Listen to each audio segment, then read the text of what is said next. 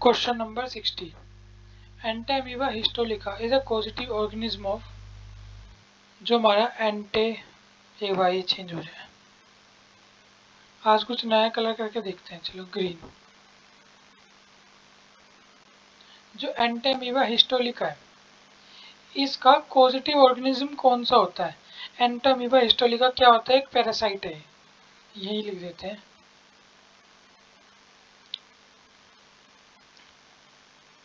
एक minute, PARASIT, ये क्या एक पैरासाइट है। इसका पॉजिटिव ऑर्गेनिज्म का नाम क्या होता है? मैंने बता रखा, अमीबोसिस, जो एक बीमारी है, ये हमारे इंटेस्टाइन के अंदर एंटामीबा हिस्टोलिका प्रेजेंट होता है, जिसकी वजह से लूज मोशन और डायरिया होते हैं। ये क्या है हमारा, मतलब इसका पॉजिटिव ऑर्गेनिज्म क्या है? Entamoeba histolytica. इसके अलावा हमें बाकी का भी कुछ पता होना चाहिए, तो यहाँ स्पेस है तो यहाँ कर लेते हैं। सबसे पहला क्या? टाइफाइड। मैं इसलिए बता रहा हूँ ये क्योंकि मैंने पहले भी बता रखे हैं। वैसे हम जितनी बार करेंगे उतना ज़्यादा हमारा क्या होगा, रिवीजन होगा, और उतनी जल्दी हमें ये चीज़ क्या होगी, याद होने लगेगी। जिसे याद हो वो अपने मन में सोच के देखे कि मैं क्या लिखना चाह रहा हूँ। टाइफाइड का जो वो होता है बैक्टीरिया, उसका नाम क्या होता है? साल्मोनेला। Salmonella typhi, TYPHII। ये क्या है? टाइफाइड का है। ये क्या है? बैक्टीरिया है। बस इससे समझ जाओगे। टाइफाइड क्या हमारा बैक्टीरियल डिजीज हो गई। इसी तरह से कोलेरा है, CHOLERA, जो हमारा कोलेरा, ये किसके द्वारा होता है? ये तो सबको पता ही होगा, फिर भी लिख देते हैं। Vibrio, CHOLARE, Vibrio cholerae. ये क्या हो गया हमारा? कोलेरा का हो गया। अब अगला देखते हैं हम, इसके अंदर ही पता नहीं भी बैक्टीरिया है, ये लिखवाने की जरूरत तो नहीं है। अब अगला क्या है हमारा? प्लेग। जो हमारा प्लेग है ये किसकी वजह से होता है? PLAGUE। जो हमारा प्लेग है किसकी वजह से होता है? ये इम्पोर्टेंट है, इसका नाम बहुत भूलते हैं इसका नाम, क्योंकि इसका नाम ना हमारे कॉमन उसमें यूज नहीं होता। यर्सीनिया, अब याद आ गया होगा सबको, इतना लिखती पेस्टिस। मैं लिख ही देता हूँ, नहीं तो बाद में कंफ्यूज हो जाएंगे सब।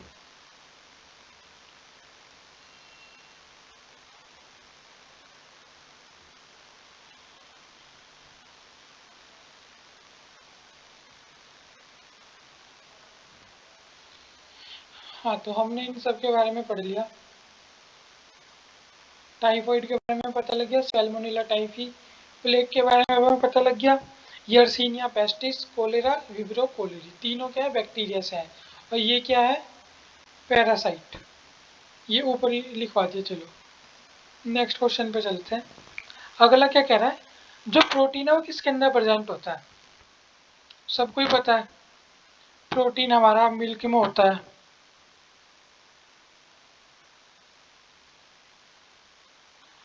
पल्सेस में होता है, और डेयरी प्रोडक्ट होते हैं। ये जो डेयरी प्रोडक्ट है,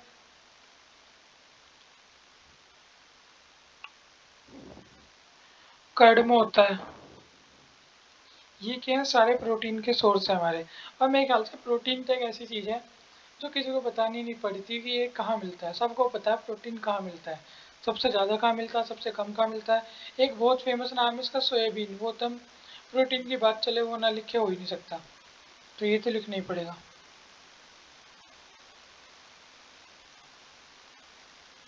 ये क्या हमारे प्रोटीन के सोर्स है कुछ। अब जो सीरियल्स है, अनाज है, इसके अंदर क्या होता है मेनली? मैं शॉर्ट में लिखता हूँ क्योंकि उसका वो है हमारे पास शॉर्टेज। मेनली सीरियल्स में क्या होता है हमारे पास? कार्ब्स होते हैं। जो फ्रूट है, वेजिटेबल्स आ गया पहले, तो वेजिटेबल्स के अंदर क्या होते हैं? Vitamin and vitamin and minerals, ये किस में होते हैं? वेजिटेबल्स में। और इस फ्रूट्स के अंदर भी क्या होंगे? विटामिन एंड, अब से कुछ दिन पहले मैं इसे विटामिन बोलता था, लेकिन मेरे से ज़्यादा मेरे जो सर हैं या मेरे सीनियर हैं, उन्होंने मुझे बताया कि इसे विटामिन नहीं विटामिन बोलते हैं। तो मैं भी अपनी आदत सुधार रहा हूँ धीरे धीरे। तो अब से पहले भी जो मेरे जैसे भाई बहन होंगे जैसे विटामिन बोलते होंगे, वह मज़ा तो विटामिन बोलने में आता है, लेकिन पता नहीं इंग्लिश चेंज होती रहती है। तो अब इसका नाम विटामिन से हटा के क्या कर दिया, विटामिन कर दिया। तो अपनी डेली प्रोनाउंसिएशन में धीरे धीरे कोशिश करो कि विटामिन को क्या बोलने लगे, विटामिन। मैं तो फिर भी विटामिन बोल रहा हूँ, तो विटामिन पता नहीं कुछ अजीब सी बोल रहे थे, लेकिन इसे मतलब विटामिन करके बोलते हैं। वैसे ही बता दिया एक फैक्ट, सबको लग रहा होगा कि क्या ये वाइटा वाइटा कर रहा है, इसलिए बता दिया। India is said to be free from, हम कह सकते हैं आज के अंदर, आज के दिन मतलब इंडिया ना इस बीमारी से फ्री है, ये वाली बीमारी इंडिया में नहीं है। तो ये वाली कौन सी, मलेरिया हर साल दबा के होता है, मिजेल्स एक कॉमन बीमारी है, होते ही रहता है मिजेल्स भी, स्मॉल पॉक्स या लेप्रोसी, लेप्रोसी के तो हॉस्पिटल भी बहुत सारे हैं भारत के अंदर, तो लेप्रोसी तो है। इसका मतलब कौन सी बीमारी बची हमारी, स्मॉल पॉक्स बची, जो पहले तो था लेकिन अभी क्या हो चुका है, इंडिया से रिमूव हो चुका है। जैसे काउ पॉक्स है, ये पूरे वर्ल्ड से क्या हो गया, इरेडिक्स हो गया। इरेडिक का मतलब क्या होता है, पूरे संसार से खत्म हो जाना।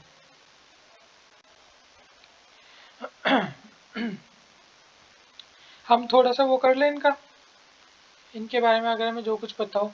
जैसे हमें लेप्रोसियस के बारे में क्या पता है, ये माइको बैक्टीरियम लेप्री LAPRAE, ये माइक्रोबैक्टीरियम लेप्री से क्या होती है, हमारी लेप्रोसी होती है। इसी तरह मिजेल्स हमारा किससे होता है, पहले मिटा दो नीचे का,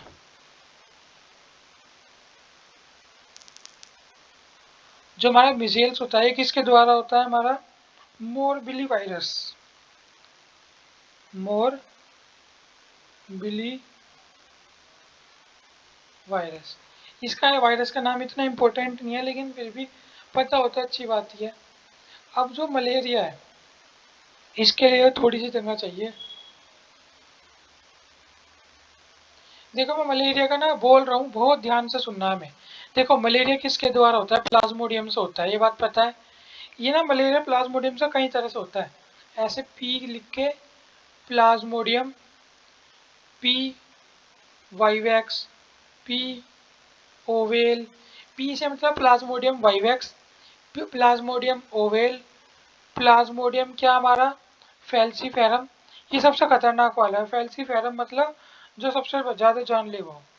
और एक प्लाज्मोडियम मलेरिया भी होता है हमारा, PM भी बोल सकते हैं इसे हम। मेनली ये तीन होते हैं, और इसके अंदर भी जो सबसे खतरनाक है वो कौन सा है, पी फाल्सीफेरम। मलेरिया पता लग गया, प्लाज्मोडियम से होता है। अगला जो हमारा DPT है, ये एक इम्यूनाइजिंग एजेंट है, किसके लिए, जो DPT की वैक्सीन लगती है वो किस किस चीज़ के लिए लगती है। देखो एक डी से डिप्थीरिया हो गया, पी से क्या होता है, पर्ट्यूसिस, PERTUSIS, जो एक पी से क्या हो गया हमारा, पर्ट्यूसिस हो गया। ये किससे होता है हमारा, इसका पहले नाम लिखाऊं क्या लिखाऊं, पहले देख लो, ये सिंपल भाषा में क्या बोलते थे, वूपिंग कफ।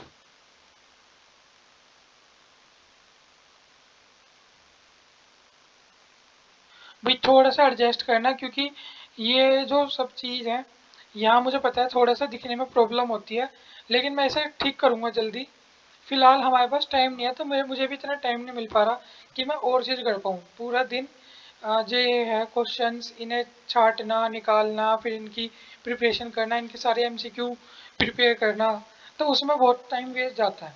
तो इसलिए मुझे अभी हल्का सा टाइम नहीं मिल पा रहा, मैं इसे बहुत जल्दी ठीक करूँगा, लेकिन अभी हमें इससे काम चलाना ही पड़ेगा। तो जो हमारा डिप्थीरिया है, एक तो डी से डी डिप्थीरिया हो गया, पी से क्या हो गया, पर्ट्यूसिस हो गया। और जो पर्ट्यूसिस है ये होता किस बैक्टीरिया से है, हमें ये भी पता होना चाहिए। ये होता है हमारा बोर्डिटेला पर्ट्यूसिस। मैं लिख रहा हूँ, बोर्डिटेला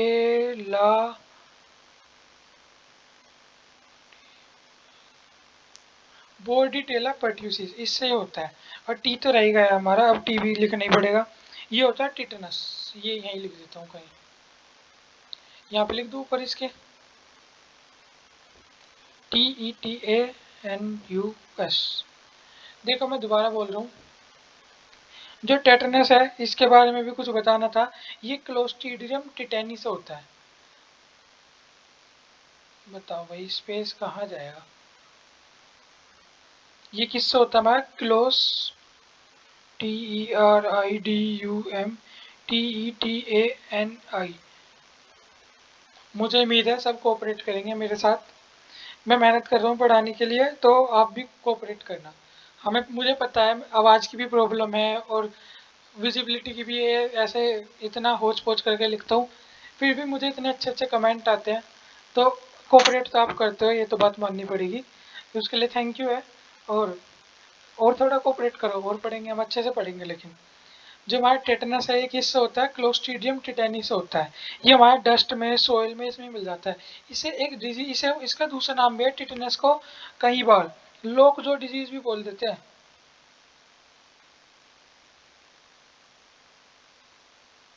कहाँ गया कर्सर? लोग जो डिजीज भी क्या करते हैं, इसे बोल देते हैं।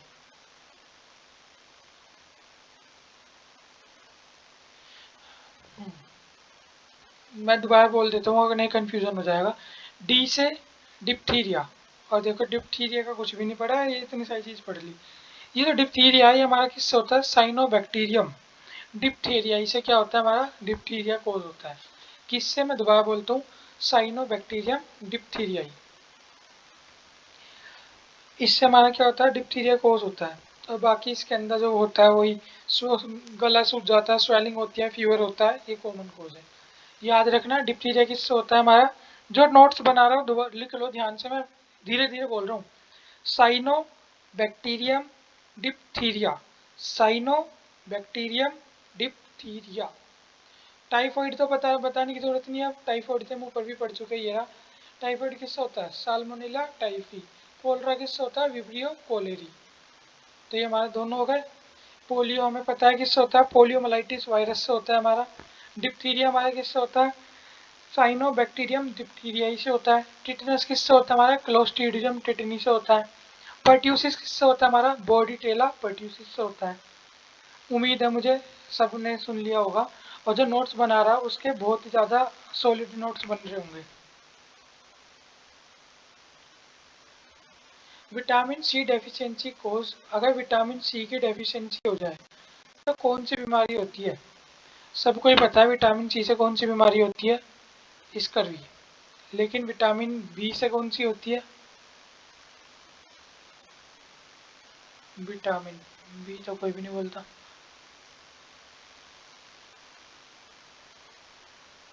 नाइट ब्लाइंडनेस किससे होती है हमारी?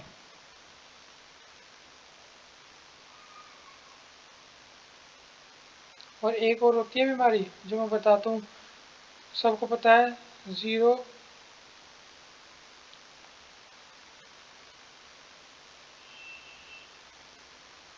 जीरोप्थेल्मिया। एक जो हमारी ये बीमारी है कौन सी है?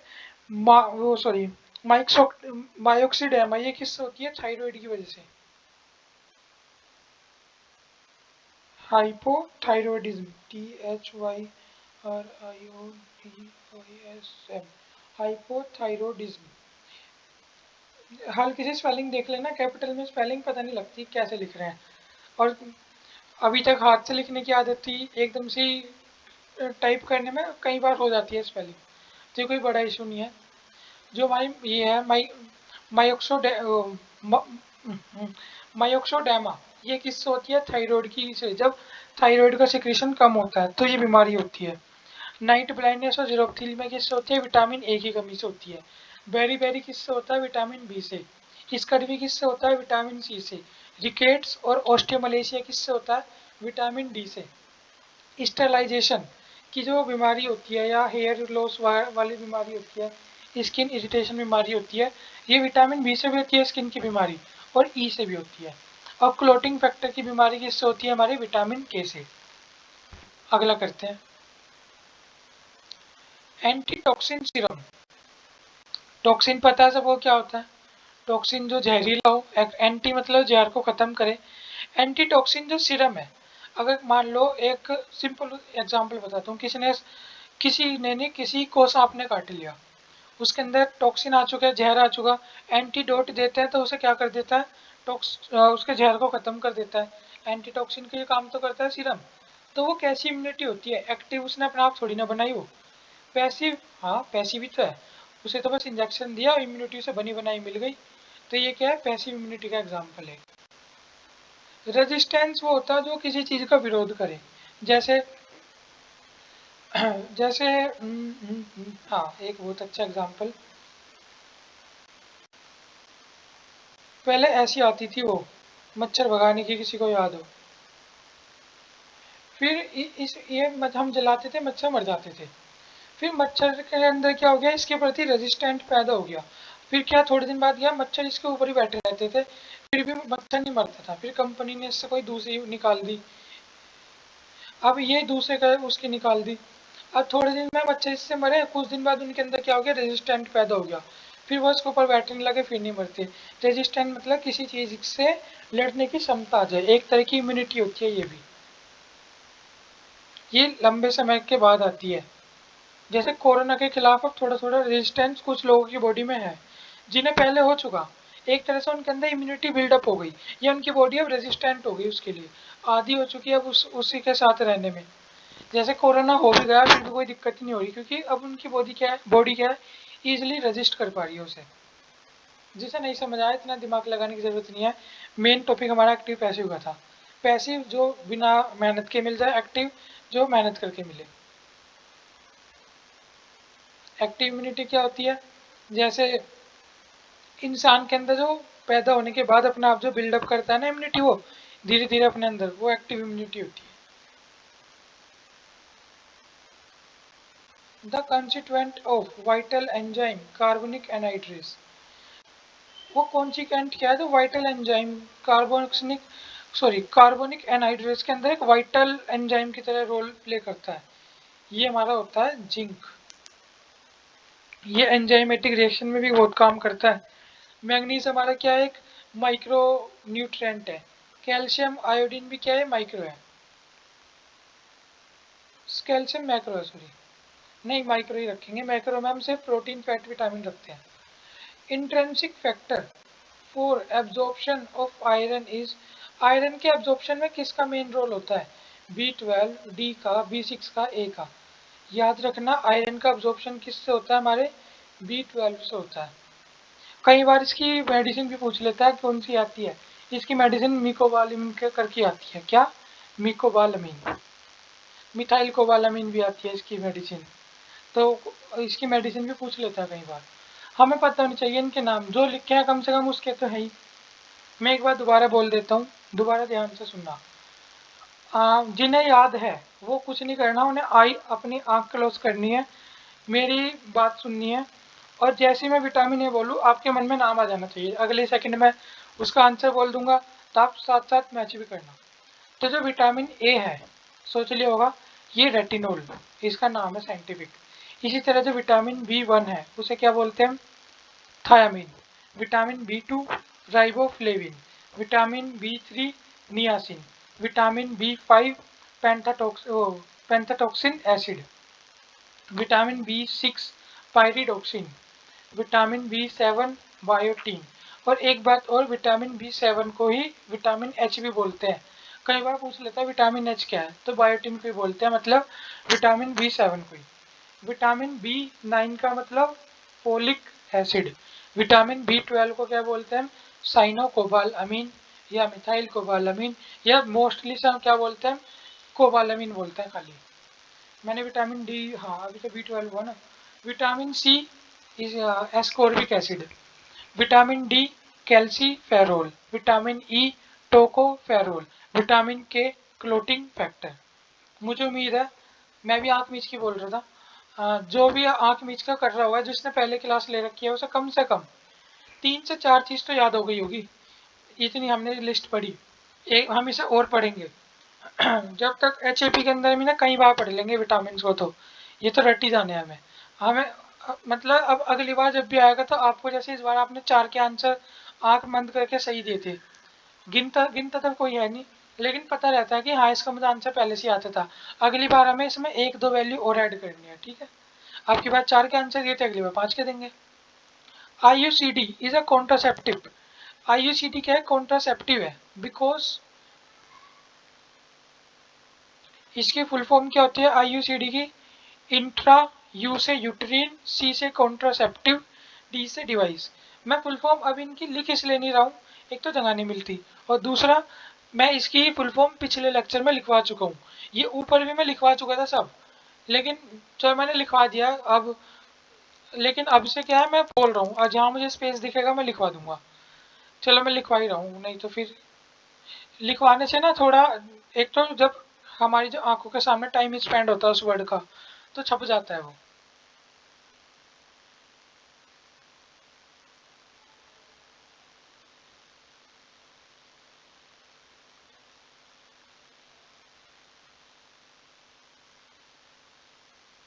मैं जो विटामिन अभी बोले थे ना, ये भी मैं लिखवा दूंगा, लेकिन सबसे एंड में लिखवाऊंगा। जिसे याद है उसका टाइम वेस्ट नहीं करना चाहता मैं, तो जिसे याद है उसके वो तो छोड़ देगा वीडियो लास्ट में, और जिसे नहीं याद है या जो अपना रिवाइज करना चाहता है वो एंड के बाद, मतलब जो लास्ट क्वेश्चन के बाद थोड़ा सा रुक जाएगा। तो IUCD इंट्रायूटिन कॉन्ट्रासेप्टिव डिवाइस, ये कॉन्ट्रासेप्टिव क्यों होती है? क्योंकि ये क्या करती है, ये ओव्यूलेशन होने से रोकती है। नहीं, ये कोई केमिकल से, मतलब हम कोई पिल्स थोड़ी ना ले रहे कि ओव्यूलेशन चेंज कर देगी। ये स्पर्म की एंट्री तो बैन कर देती है। नहीं, हमने कोई वो थोड़ी ना लगा रखा कॉन्डम वगैरह जो एंट्री बैन हो जाएगी, नहीं ऐसा भी नहीं है। हमने मतलब कस्टू जो भी इनका पेशेंट है, जो भी होगा, पेशेंट तो नहीं कह सकते, जो भी पर्सन होगा, prevention, prevent implantation of fertilised ovum. ये क्या है? जो फर्टिलाइज ओवम है ना, उसे इम्प्लांट ही नहीं होने देती, ये काम करती है ये IUCD। ये पता होगा कॉपर टी वगैरह से बनी होती है, तो ये कॉपर टी क्या टॉक्सिक होते हैं, ये उन्हें इम्प्लांट ही नहीं होने देते। फर्टिलाइजेशन हो जाएगा, लेकिन इम्प्लांट के लिए जो है ना सरफेस में अटैच होते हैं, वहाँ नहीं हो पाते, क्योंकि ये उनके लिए टॉक्सिक होता है। इंटरफेयर करता है मेंस्ट्रुअल साइकिल से? नहीं, ऐसा भी नहीं होता। इसे रंग देते हैं थोड़ा। मैंने इस बार ग्रीन कलर यूज किया, अगर किसी को प्रॉब्लम हो ना ग्रीन कलर से, तो आप बस मुझे एक कमेंट छोड़ देना कि ग्रीन कलर अच्छा नहीं लगा, मैं अपने आप ही वापस रेड कलर पे आ जाऊंगा। अगर कोई प्रॉब्लम नहीं है तो ठीक है, कलर चेंज कर लेना चाहिए। Measles vaccine is given at, जो मिजेल्स वैक्सीन है ये किस एज तक के बच्चों को दी जाती है? मिजेल्स याद आ रहा होगा, मिजेल्स क्या है हमारा, इसे रुबेला भी बोल देते हैं सिंपल भाषा में, रुबेला। ये किससे होता है? मैंने बताया था मोरबिली वायरस। किससे? Morbilli virus. अब हमने लिख रखा तो दोबारा मेहनत नहीं करने के, ये रहा, कहाँ गया, ये रहा, मिजेल्स किससे? Morbilli virus. ये किस एज तक के बच्चों को दिया जाता है? ये हमारा दिया जाता है 9 से 12 महीने तक के बच्चों के लिए।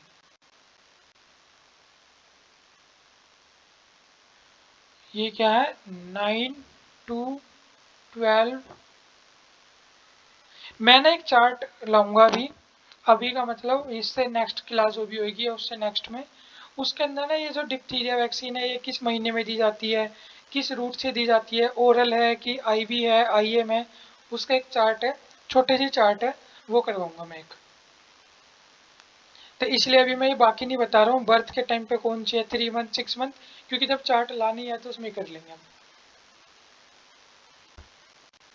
जैसे मैं कोई कोई जैसे ऑप्शन है, किसी एक ऑप्शन को मैं छोड़ दूँ, या तो मैं बता के छोड़ रहा हूँ, या मैं वैसे भी जैसे छोड़ रहा हूँ ये, तो इनके लिए मैंने कुछ पहले सोच रखा है, तो कोई ये ना सोचे कि 3 एक्सप्लेन कर दिए, एक ही क्यों छोड़ा है, इसके लिए आगे कुछ रहेगा। वैसे मैं कोशिश करूंगा जो मैं छोड़ रहा हूँ ना, वो मैं बताता चलूँ कि इसे मैं यहाँ कवर करवाऊंगा, या ये मैंने यहाँ कवर करवा दिया है। जैसे ये वाला टॉपिक हमने क्या है, ये वाला टॉपिक हम नेक्स्ट क्लास में कवर करेंगे, वैक्सीन का पूरा, वैक्सीन क्या, कैसे, कब, किसे। और जैसे एक विटामिन है, ये विटामिन मैंने कई बार लिखवा दिया है, आज भी लिखवाऊंगा, खैर एक अलग से स्पेशल सेशन लाऊंगा मैं इसके लिए। विटामिन A, इसके साइंटिफिक नेम, इसकी कमी से ये होता है, ये हमें यहाँ पे मिलता है। स्पेशल एक क्लास अलग से भी आएगी इसकी, तो टेंशन नहीं लेनी है, मटेरियल बहुत है, पर हमें बस ध्यान से पढ़ना है। All of the following are contagious disease. Contagious क्या होती है हमारी, ये कॉन्टेजियस, सॉरी कंटाजीनियस नहीं कॉन्टेजियस, कॉन्टेजियस होती है कम्युनिकेबल या इन्फेक्शियस, मतलब जो फैल जाती है।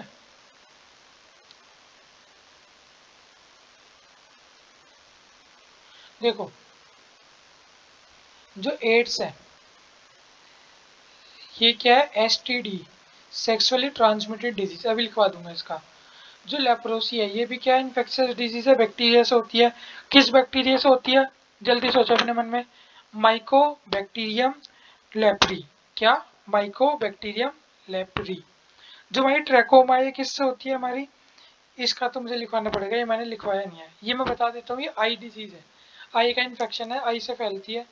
ये होती किससे है, ये हम यहाँ लिख लेते हैं,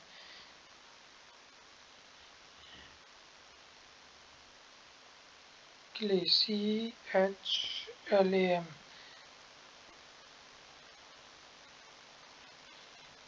क्लैमडिया,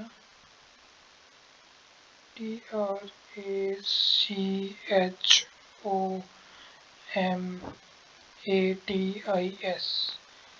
क्लैमडिया ये ट्रैकोमेटिस, इससे क्या होती है हमारी ट्रैकोमा होता है। अजीब सा नाम है मुझे पता है, इससे क्या है हमारी ट्रैकोमा, मैंने भी लिख रखा था साइड में। इससे हमारी होती है, ये आई डिजीज है, जिसे ये याद ना हो उसे, उसके लिए इजी भी है, लोवा लोवा, इससे भी फैलती है हमारी आई की डिजीज। लेप्रेसी हमने पढ़ ली, एड्स हमने पढ़ ली। एड्स का मैं बता रहा था,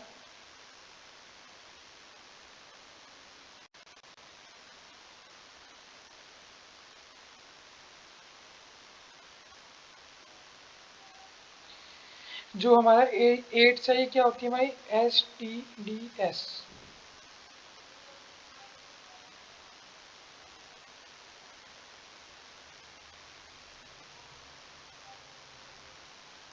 सेक्सुअली ट्रांस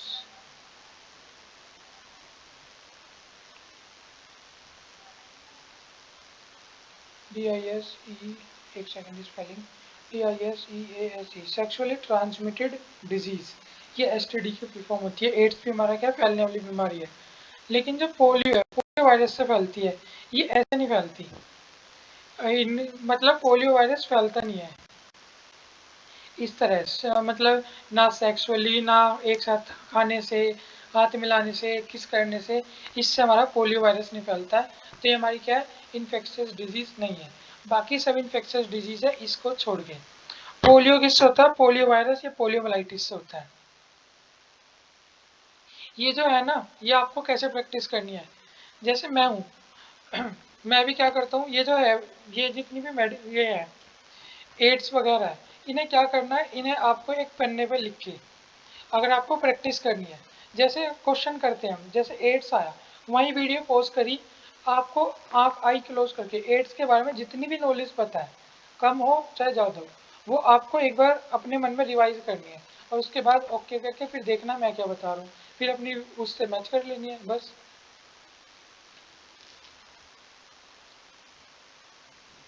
और ये ऐसी नहीं है कि ये याद नहीं हो सकती, जब मैं याद कर सकता हूँ और बच्चे याद करते हैं तो आप भी याद कर सकते हो, इसमें कोई बड़ी बात नहीं है, ये इजीली याद होने वाली चीज़ है सब।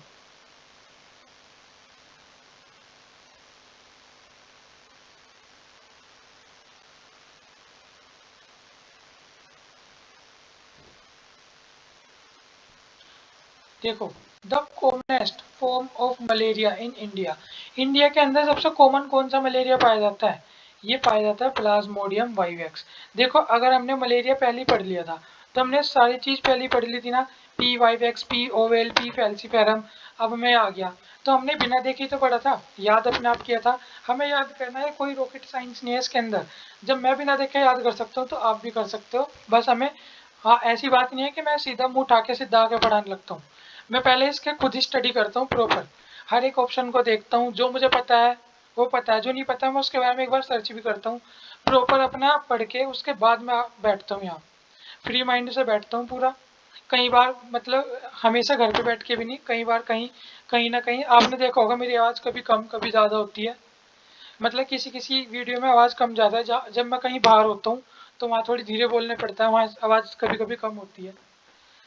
तो कुल मिला के बात यह है, हमें मलेरिया आती है हमारे दिमाग में आ जाना चाहिए मलेरिया क्या है, पैरासाइट से होता है, प्लाज्मोडियम से होता है, सॉरी प्लाज्मोडियम कौन कौन सा, Plasmodium vivax, P oval, P falciparum. Falciparum क्या है, डेडली वायरस है। प्लाज्मोडियम किससे फैलता है, मच्छर से फैलता है, मादा एनाफिलीज मॉस्किटो से फैलता है। ये हमें इसकी बेसिक बेसिक चीज़ पता होनी चाहिए। जिसे आवाज़ फास्ट लगी हो थोड़ा स्लो करके देख लेना, जिसे स्लो लगी हो फास्ट कर लेना। The most the most universally accepted indicator of health status of whole population। अगर जैसे हेल्थ स्टेटस होता है पूरी पॉपुलेशन का, उसका सबसे अच्छा तरीका क्या है, मतलब पूरे संसार में किस लेवल पे देखते हैं कि भाई इस कंट्री में हेल्थ स्टेटस सबसे ज़्यादा है, वो किस हिसाब से देखते हैं कि मतलब इन्फेंट मोर्टिलिटी रेट क्या है। इन्फेंट मोर्टिलिटी रेट क्या होता है, number of death, number of death in one number of death in 1 year in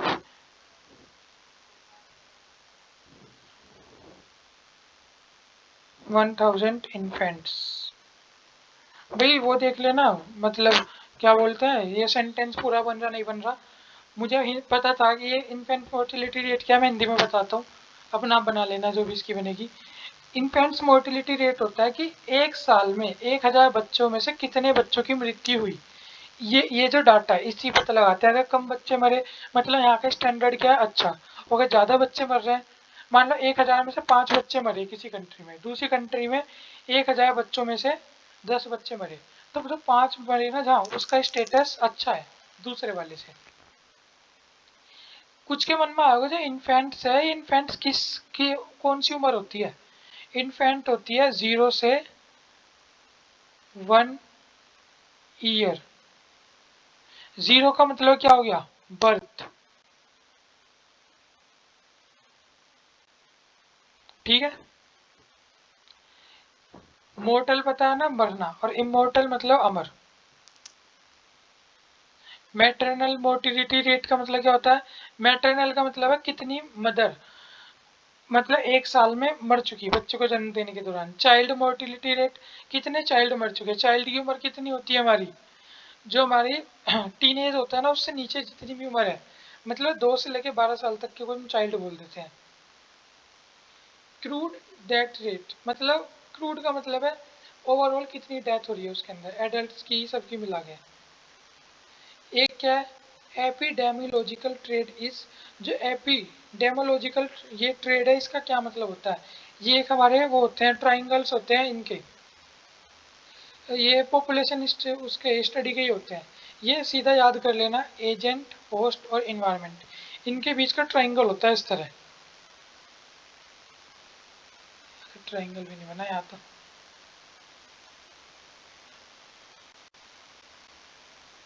एक साइड इसका एजेंट होता है, एक साइड इसका होस्ट होता है, एक साइड इसका एनवायरनमेंट होता है, कि किस एनवायरनमेंट में कौन सा एजेंट है किस होस्ट के अंदर सर्वाइव करता है, वहाँ उसे कैसा एनवायरनमेंट मिलता है, फिर वो और एजेंट प्रोड्यूस करेगा और होस्ट ढूंढेगा, फिर वहाँ से ट्राइंगल, ये इस तरह ट्राइंगल इनकी चेन बनती रहती है।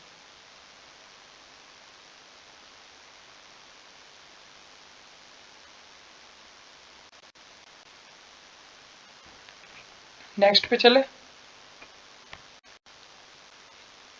जो स्टेट है सोशल डिसफंक्शन की, ये किस मतलब सोशल डिसफंक्शन किससे जाना जाता है हमारा, डिजीज से, इलनेस से, सिकनेस से। सिकनेस को माना जाता है कि सोशल डिसफंक्शन है। ये अगर कोई कहे कि डिजीज से क्यों नहीं माना जाता, डिजीज से भी माना जा सकता है, इलनेस से भी माना जा सकता है, लेकिन जो सोशली डिसफंक्शन माना जाता है हम सिकनेस से ही मांगते हैं। इसका कोई ऐसा जो वो है मतलब रीजन ऐसा मुझे कुछ मिला नहीं। देखो मैं बता रहा हूँ, जो असेंशियल अमीनो एसिड है, नॉन असेंशियल अमीनो एसिड है, इसकी भी क्या आएगी, एक वीडियो आएगी कि कौन से असेंशियल है कौन से नॉन असेंशियल है। फिलहाल हम इनके वो देखते चलते हैं। टोटल 21 होते हैं, 10 वैसे 11, 10 एसेंशियल 11 नॉन एसेंशियल। ये कौन कौन से होते हैं? वेलाइन, आइसोल्यूसिन, ग्लाइसिन, सेराइन, ये जितने भी होते हैं ये सब हम पढ़ेंगे। तो फिलहाल हम वैसे ही पढ़ लेते हैं। तो all are essential amino acid except, इसके अंदर सभी एसेंशियल अमीनो एसिड है, किसको छोड़कर? जो ट्रायोसिन है ये एक हमारा नॉन एसेंशियल अमीनो एसिड है। All are non essential amino acid, किसको छोड़कर? तो ट्रायोसिन तो नॉन एसेंशियल था ही। सेराइन, ग्लाइकिन भी होता है। तो वेलाइन है ये हमारा एसेंशियल अमीनो एसिड में आता है। इसकी हम पढ़ेंगे, बिल्कुल भी टेंशन नहीं लेनी, इसकी हम अलग से वीडियो पढ़ेंगे। Which of the following has the highest amount of poly unsaturated fatty acid, कौन से ऑयल में सबसे ज़्यादा अनसैचुरेटेड फैटी एसिड होता है? ये होता है हमारा सनफ्लावर ऑयल में। और सनफ्लावर ऑयल सबसे ज़्यादा कहाँ मिलता है हमें? ये सबसे ज़्यादा मिलता है यूक्रेन के अंदर।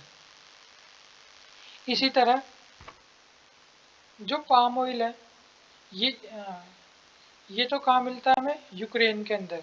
इसी तरह जो पाम ऑयल है ये कहाँ मिलता है हमें? इंडोनेशिया और मलेशिया। सोयाबीन कहाँ मिलता है हमें? South America. साउथ अमेरिका में कौन से देश होते हैं? Brazil, Paraguay, Uruguay, Argentina, Chile और कोलंबिया, वेनेजुएला, ये सब क्या सारे साउथ अमेरिका के देश हैं।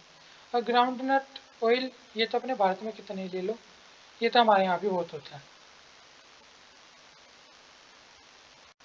मोस्ट एसेंशियल फैटी एसिड कौन सा है हमारा? ये याद होना चाहिए, लिनोलिक एसिड हमारा क्या होता है? सबसे ज़्यादा एसेंशियल फैटी एसिड होता है। कौन सा? लिनोलिक। अगले पे चले।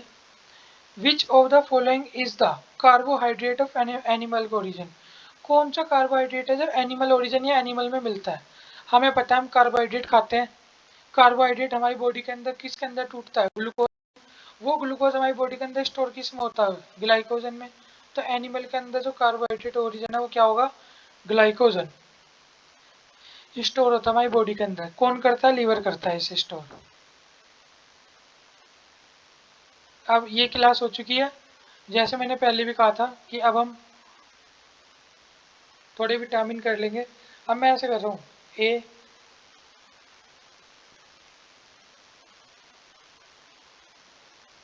रेटिनोल हो गया, ये हमारा B1 क्या हो गया हमारा? थायामीन। ये जो लिखेगा ना आपकी बार वो बिना देखे लिखना आप भी। ये क्या होगा हमारा? राइबोफ्लेविन।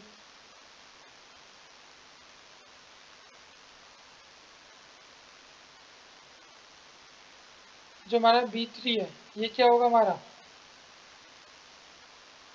नियासिन। जो हमारा B5 है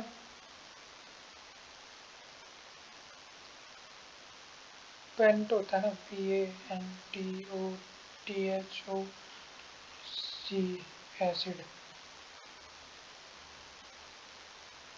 जो हमारे B6 होगा PYRIODIXIN, पायरिडोक्सिन हो गया। B7 इसे क्या बोलते हैं? Biotin, BIOTIN। और मैंने इसका एक दूसरा नाम बताया था, मैंने पहले वीडियो में नहीं बता रखा है, इसे बोलता है विटामिन H। जो पहले लिख चुका है वो इसे एडिट कर लेना अपने में, ठीक है? एडिट का मतलब ऐड ही करना है, कम थोड़ी ना है कुछ।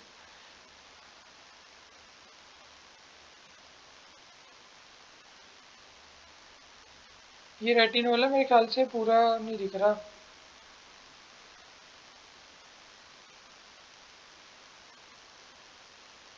इसके आगे लिख देते हैं। हाँ, जो हमारा ये हो गया, ये हो गया B7 हो गया, बी होगा B9। B9 क्या होगा हमारा? Folic acid.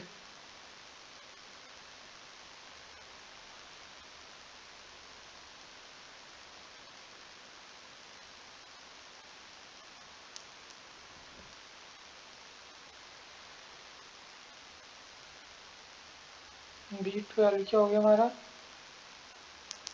कोबाल।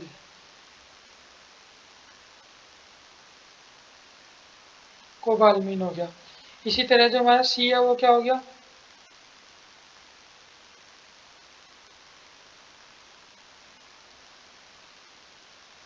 Ascorbic acid. इसी तरह जो हमारा डी हो गया वो क्या हो गया हमारा,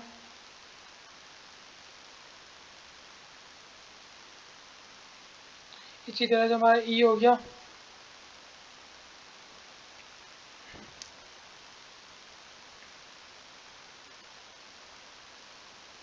हम इसे कई बार करेंगे, टेंशन नहीं लेनी है।